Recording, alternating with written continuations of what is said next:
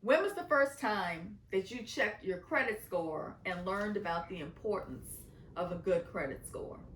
The first time I was looking into my credit score was when I was looking into buying a home and starting real estate, so around college. And a credit score is important because it reflects how well that you use other people's money. It's a computer generated number that calculates the likelihood that you will repay a debt that's owed. So your credit score lets lenders know how close or far you are from potential bankruptcy. The lower your score is, the more they believe that you're likely to file for bankruptcy and your lenders wouldn't get paid. High credit scores can open so many doors of opportunity, like they did for me, like jobs, home ownership, renting an apartment, owning a car, and so much more. It can really give you better interest rates and the ability to shop around for the best deals.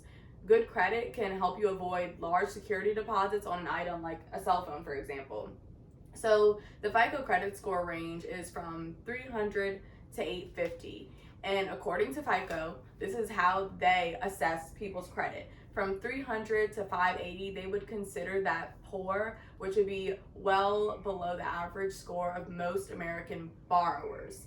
The 580 to 669 range is considered fair by FICO.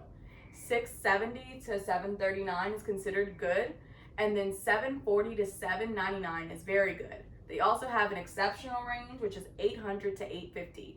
With the steps that we've taught to you and talked to you about today and that are in your documents, we hope that we can get everyone up to the 740 plus range.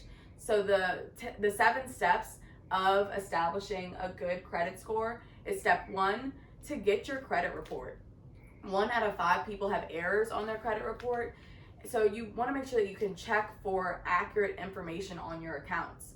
Make sure that your paid debts appear paid in full.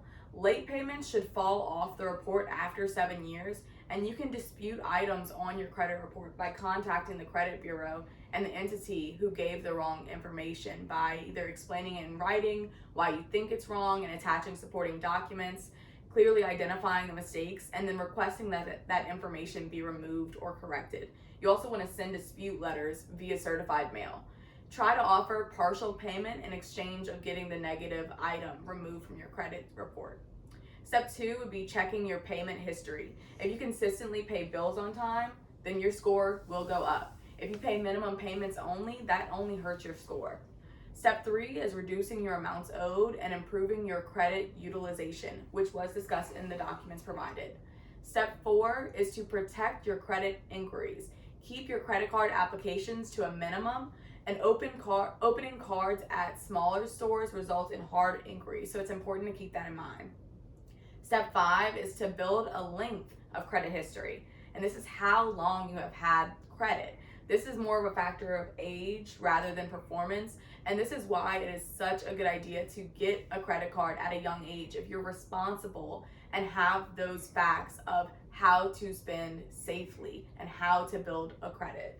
Parents can help their children to develop a good credit history early by putting them on their credit cards as an authorized user. That will establish a relationship between them and that credit card company, but only do that if you have a good credit score. You don't want to mess up your kid's credit score. Another thing is, a lot of young people think credit scores really don't matter to me right now, but what they don't realize is law schools, med schools, sororities, jobs look at your credit score to determine your trustworthiness. So you may be limiting your opportunities with a bad credit score.